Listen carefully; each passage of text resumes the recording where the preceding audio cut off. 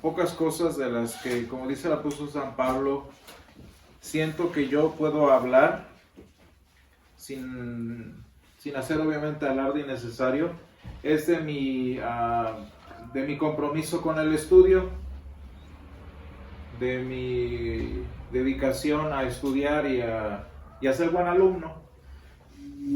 Hablo de mi intención, no necesariamente del resultado, hablo de mi intención. Yo como alumno siempre he querido ser un alumno de excelencia y me esfuerzo y todo, y sí, muchas veces no ha sido lo suficiente. Pero les digo, yo tenía por lo menos la intención. Y una de las cosas que más me enojaba de cuando yo era alumno, y de hecho trato de no hacerlo ahora que soy maestro, es los famosos trabajos en equipo. Eso a mí me enojaba mucho, que me pusieran a trabajar con otros. No, quizás no tanto cuando yo escogía mi equipo o cuando yo sabía con quién trabajaba, sino particularmente cuando el maestro juntaba de varios grupitos. Y lo que me enojaba más que nada era que yo quería hacer el trabajo de cierta manera para cumplir con ciertos estándares y tener cierto resultado, pero cada que entraba alguien más, su participación, su falta de participación o lo que fuera, siempre me terminaba afectando de alguna manera. Y eso a mí me enojaba mucho. De tal manera que yo siempre que tenía la oportunidad, casi siempre que yo tenía la oportunidad, buscaba trabajar solo, buscaba trabajar sin que nadie interviniera. Y precisamente cuando yo trabajaba solo, cuando yo presentaba mis trabajos y proyectos solo, pues el resultado que tenía era de alguna manera apegado a los estándares que yo como persona había desarrollado. Y hay una cosa interesante cuando aplicamos este tema, cuando aplicamos este aspecto a la vida y historia de la iglesia. En la escritura siempre nos presentan un problema que se repite y se repite y se repite. La historia de la iglesia nos lo presenta en varias ocasiones, que sigue repitiéndose. Y lo vemos que se repite porque prácticamente todas las herejías que conocemos tienen algo que ver con esto. Todas las herejías que la Biblia condena y que en la historia se condenaron, tienen que ver más o menos con esto. Que de alguna manera los cristianos, digo cristianos porque a los demás no les importa, de alguna manera los cristianos a veces y muy seguido concluyen que la salvación, o sea, es decir, mi salvación como individuo o mi pertenencia al reino de Dios o mi relación con Dios es un trabajo en equipo. No sé si ustedes se han dado cuenta de eso. Por ejemplo, la doctrina de la salvación por las obras. Díganme, ¿a poco no es eso un trabajo en equipo? Dios hace su parte, yo hago mi parte y nos vamos cooperando. Las doctrinas, por ejemplo, de la decisión, Dios hace todo, pero yo pongo mi granito de arena, que es decir, sí. Y si ustedes se fijan, esto parece un proyecto en equipos, en donde Dios es, digamos, puede ser él ese líder de equipo, sí, eso nadie le reprocha, y nosotros somos parte del equipo. Sin embargo, hay una cosa muy curiosa. Yo les pongo nuevamente mi ejemplo personal. Cada que trabajaba con un equipo, siempre había algo que salía mal. Y yo, o sea, les digo, a mí no me gustaba trabajar en equipo, no por otra cosa, sino porque en mi experiencia, siempre que trabajaba en equipo me salía mal mi trabajo. Tenía que estar estresado, tenía que estar enojándome con los alumnos con los compañeros que no entregaban sus partes, o a la hora que, el típico ejemplo, ustedes lo saben, de que el compañero que debía traer la presentación se lo olvidó. Y yo sin culpa, sin nada, ni modo, me jalaban. Dice un dicho por ahí en México que entre muchos meneadores se quema el atole, ¿no?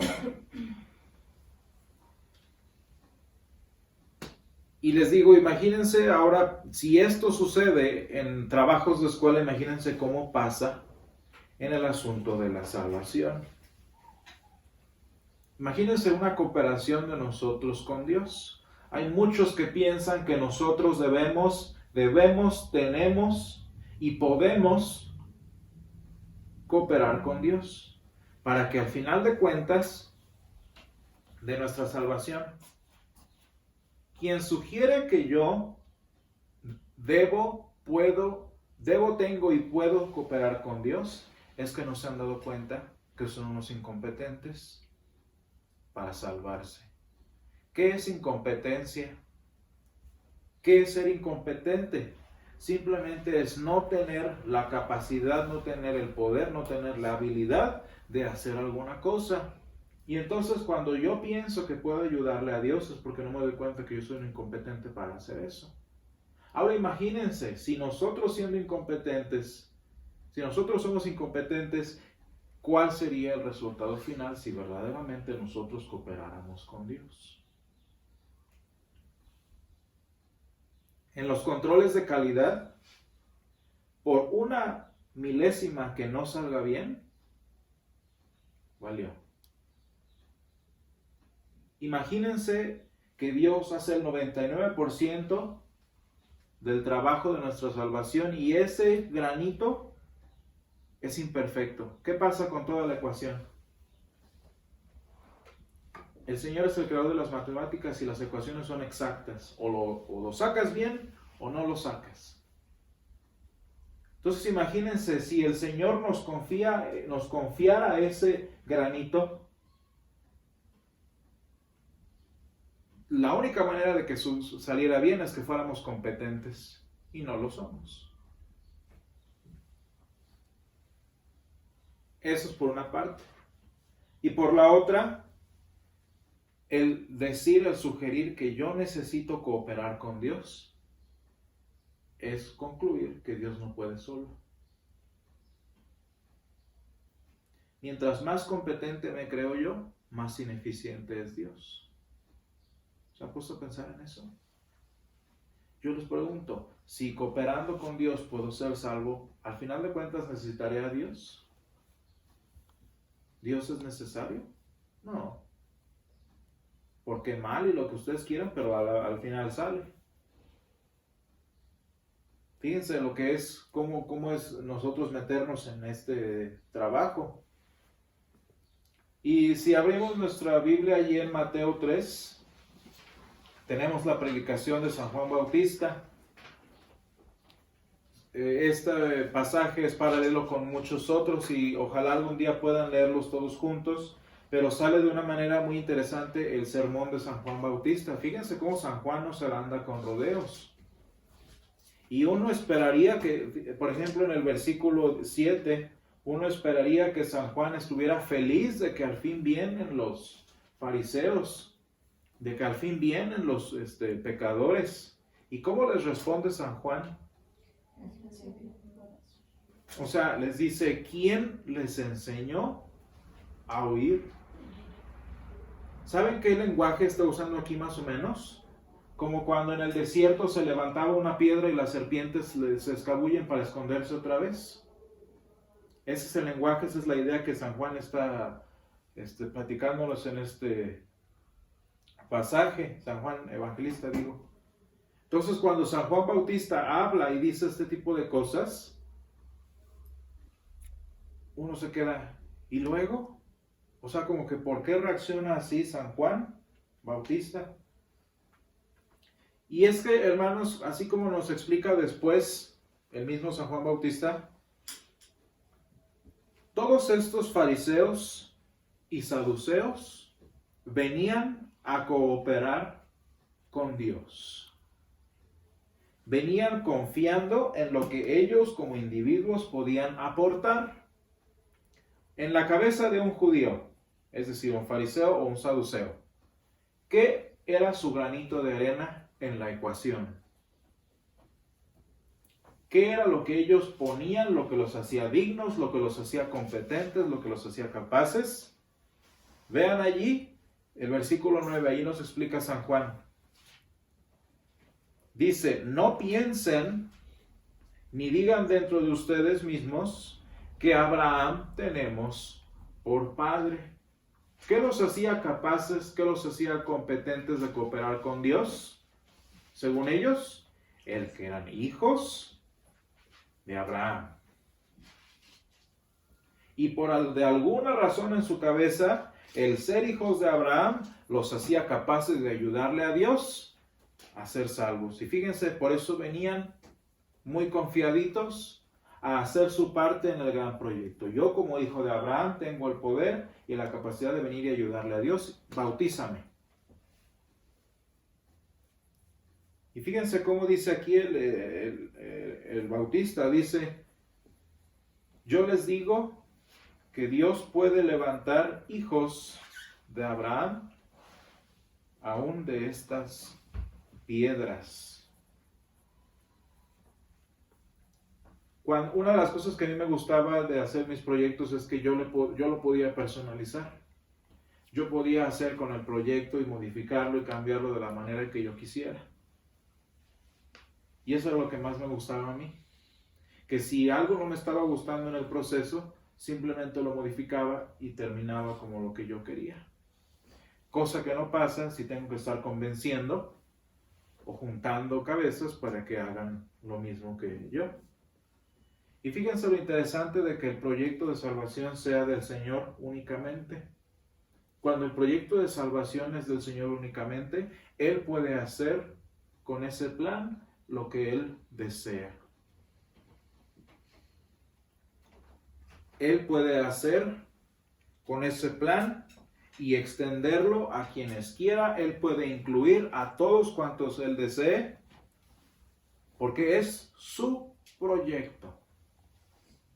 Es su labor de salvación. Y yo les pregunto, hermanos, ahí en ese versículo, ¿el Señor cumplió la profecía de ese profeta, San Juan Bautista? Allí San Juan Bautista nos está dando una de sus profecías como profeta del Antiguo Testamento. Dice, yo os digo que Dios puede levantar hijos a Abraham aún de estas piedras. ¿Creen que el Señor cumplió esa profecía?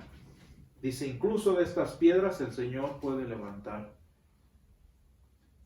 O sea, ¿a qué se refiere aquí? ¿Por qué las piedras específicamente?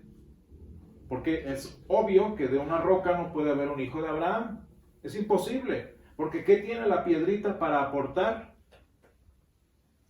¿Qué cualidad una piedra tendría como para volverse de repente heredero de un hombre? Nada, es imposible. Bueno, tan ilógico y tan imposible era esto, como cuando el apóstol San Pablo nos dice que nosotros somos edificados en la piedra angular del Señor Jesús. ¿Se fijan que el apóstol San Pablo está usando el lenguaje de arquitectura? Y el apóstol San Pablo en muchas de sus parábolas se refiere a nosotros como piedras, como rocas edificadas sobre el fundamento del Señor Jesús. ¿Dónde el Señor cumplió esta profecía? Cuando de la nada, cuando de lo imposible, el Señor nos hizo a ustedes y a mí, que somos gentiles, a los romanos, a los corintios, a los de Éfeso, a los de Galacia, cuando el Señor los hizo herederos de Abraham. Y nosotros, ustedes y yo, somos hijos de Abraham. La historia del Éxodo es nuestra historia. La historia del desierto es nuestra historia, porque el Señor nos hizo hijos. Y yo les pregunto, ¿ustedes qué tenían para aportarle si ni judíos son? Díganme, ¿ustedes qué tienen para aportar si ni siquiera poderosos y ricos son? Una persona normal, ¿qué tiene que aportarle al Señor? ¿Se fijan cómo el Señor abrió el campo, abrió su proyecto e incluyó a los más incompetentes? Y literal, en el sentido que lo enseñamos aquí, el Señor levantó hijos de Abraham en medio de la nada. De una piedra muerta, inútil, sin vida, el Señor levantó hijos de Abraham. ¿Y saben cuál piedra fue esa? La piedra que fue removida el día que el Señor Jesús resucitó. Y gracias a que esa piedra fue removida, verdaderamente ustedes y yo nos convertimos en hijos y herederos de Abraham. Y el Señor, que es el autor de este proyecto, Él puede hacer con él lo que desee. Cuando yo estaba en la universidad, les digo, a mí me gustaba trabajar solo y muchas veces conseguía trabajar solo. Pero no porque yo consiguiera trabajar solo, eso quería decir que yo la hacía 100%. Porque no en todos mis proyectos finales saqué 10. Y en muchos me fue muy mal. ¿Por qué me iba mal? Nuevamente, por mi incompetencia. Ahora imagínense al Señor en este proyecto que le llamamos salvación. ¿Le puede salir mal al Señor? ¿Le puede salir imperfecto su plan de salvación? Porque hay una diferencia muy sencilla entre el Señor y yo en este ejemplo. Que yo soy imperfecto, que yo soy incompetente, que yo soy en muchos otros adjetivos y el Señor no. Y el apóstol San Pablo, hablando de los gentiles, nos promete en Filipenses 1:6, dice, vamos a buscarlo, Filipenses 1:6, el Señor como es perfecto, el Señor como es competente, el Señor como es todo suficiente, autosuficiente, el mismo Señor que inició la tarea, el proyecto en nosotros, Él es el mismo que lo cumplirá. Filipenses 1:6. Y hermanos, demos gracias a Dios de que el Señor tiene en sus manos nuestro proyecto y Él es el que tiene control de él. Y demos gracias de que Él es perfectamente capaz de completarlo y de presentarlo de manera perfecta hasta el día de su venida. Vamos a estar de pie.